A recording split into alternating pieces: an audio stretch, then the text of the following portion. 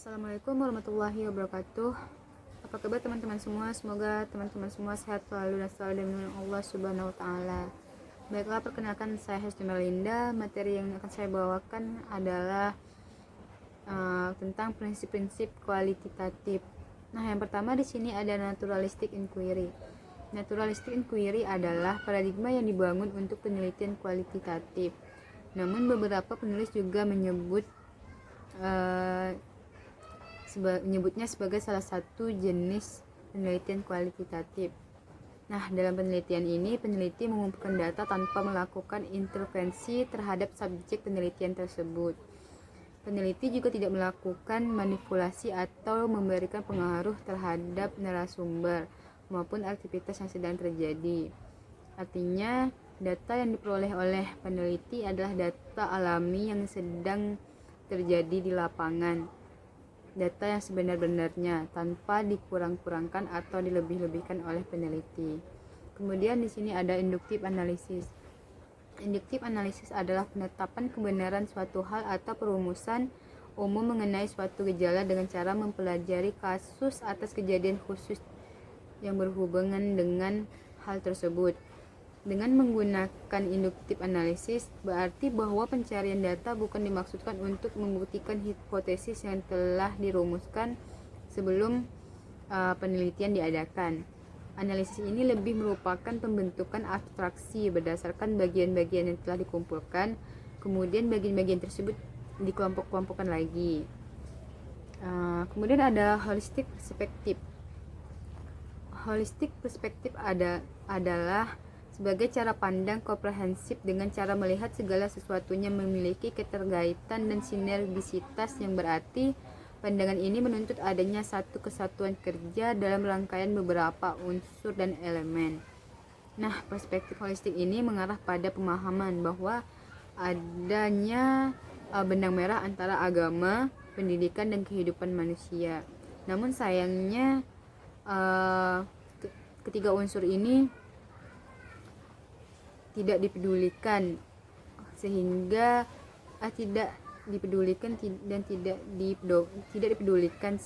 muncullah pemahaman yang saat ini seolah-olah ketiga unsur tersebut tidak memiliki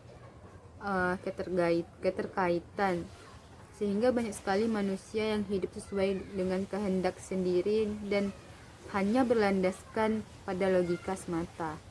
Kemudian di sini ada kualitatif data. Apa itu kualitatif data? Kualitatif data adalah data naratif atau deskriptif yang menjelaskan tentang kualitas suatu fenomena, yang dimana kualitas suatu fenomena tersebut biasanya tidak mudah atau tidak bisa diukur secara numerik. Dan data kualitatif digunakan untuk riset kualitatif, di mana objek yang diteliti tidak dapat diukur dengan mudah. Kemudian di sini ada personal contact and insight. Personal contact and insight adalah peneliti harus mempunyai hubungan langsung dengan subjek penelitian, situasi dan fenomena yang sedang dipelajari.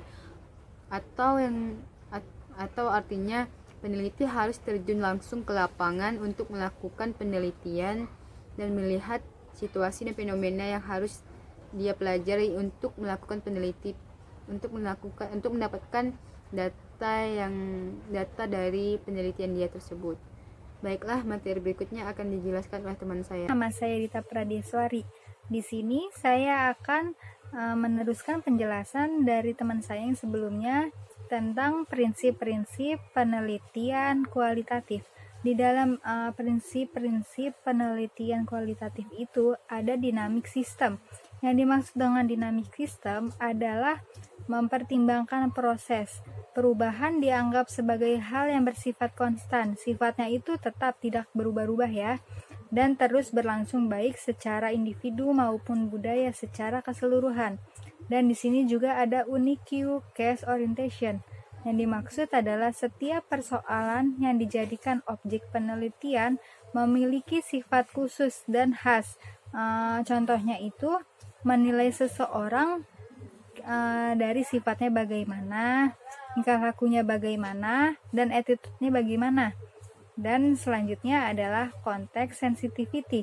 Yang dimaksud adalah menempatkan temuan penelitian dalam konteks sosial, historis, dan waktu. Jadi yang dilihat itu dari konteks sosialnya, historisnya, dan waktunya. Selanjutnya ada empathy neutrality. Yang dimaksud empathy neutrality adalah penelitian dilakukan secara netral. Sifatnya itu tidak neko-neko, agar objektif tapi juga bersifat empati. Yang terakhir ada desain flexibility. Yang dimaksud desain flexibility adalah desain penelitian bersifat fleksibel, terbuka, beradaptasi sesuai perubahan. Yang dimaksud itu adalah mudah menyesuaikan diri pada saat situasi yang berbeda. Saya Cita Lilis Listiawati akan menjelaskan tentang kelebihan penelitian kualitatif. Yang pertama, memiliki wawasan yang luas dan mendalam tentang bidang pendidikan yang akan diteliti.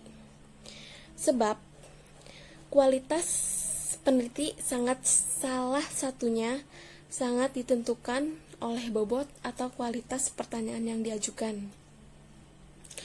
Kenyataan berdasarkan pengalaman, membimbing dan menguji skripsi, tesis, masih terdapat banyak persoalan terkait rumusan pernyataan penelitian.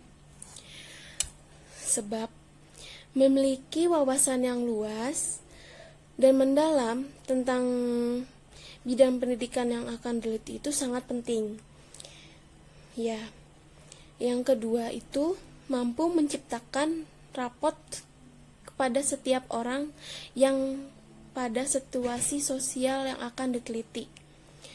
Menciptakan rapot berarti mampu membangun hubungan yang akrab dengan setiap orang yang ada pada konteks sosial. Yang ketiga itu ada memiliki kepekaan untuk melihat setiap gejala yang pada objek penelitian situasi sosial. Karena kita perlu agar peneliti kita berjalan dengan lancar di objek penelitian yaitu situasi sosial. Yang keempat, mampu menggali sumber data dengan observasi partisipan dan wawancara mendalam serta sumber-sumber lainnya. Kita dapat melihat gimana angket seseorang. Dan kelima itu mampu menganalisis data kualitatif secara induktif.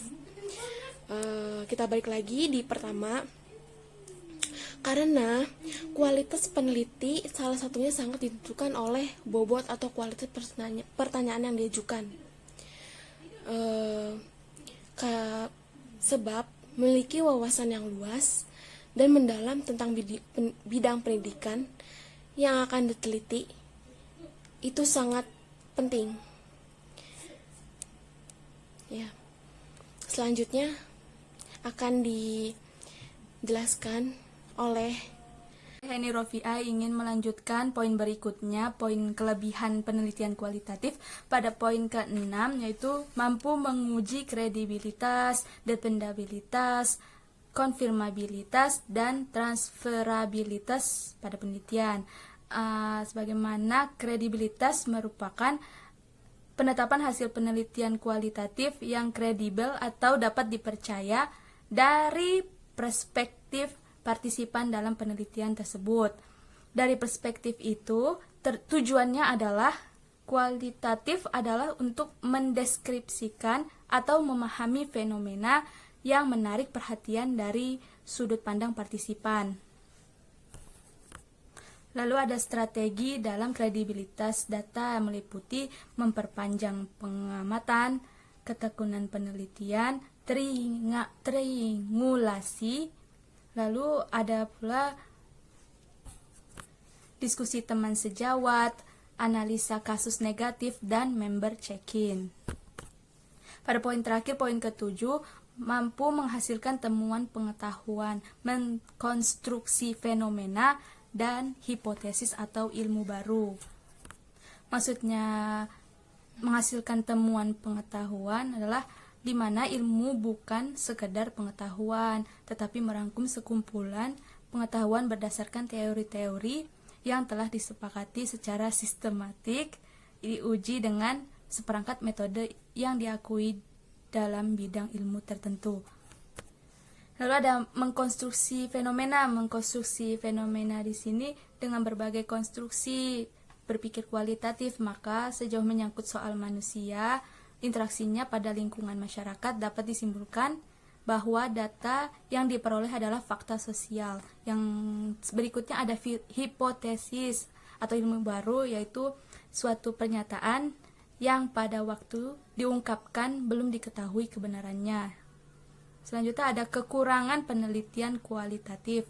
Yang pertama itu ada unsur subjektivitas lebih kuat dibanding dengan objektivitasnya. Penelitian ini berdasarkan pada pandangan partisipan, di mana bersifat subjektif dapat memandang sebuah keadaan. Lalu tadi itu poin pertama. Poin yang kedua itu adalah sikap peneliti sangat berpengaruh pada hasil penelitian tersebut. Mengapa hal ini sangat berpengaruh? Karena peneliti adalah instrumen pertama, yang paling utama dari penelitian, sehingga objektivitas penelitian sangat mendasari hasil penelitiannya. Yang selanjutnya, poin ketiga, dalam mencari analisis sebab akibat yang pasti sulit dilakukan. Penelitian kualitatif yang mendasarkan pada subjektivitas partisipan sangat sulit untuk mencari klausul sebab akibatnya. Yang keempat ada pengalaman, sumber informan sangat diperlukan mendapatkan hasil yang sesuai. Dalam hal ini penelitian perlu menemukan responden atau informan yang sesuai dengan penelitian. Sekian presentasi kami kelompok 3. Mohon maaf apabila masih banyak kekurangan. Terima kasih. Wassalamualaikum warahmatullahi wabarakatuh.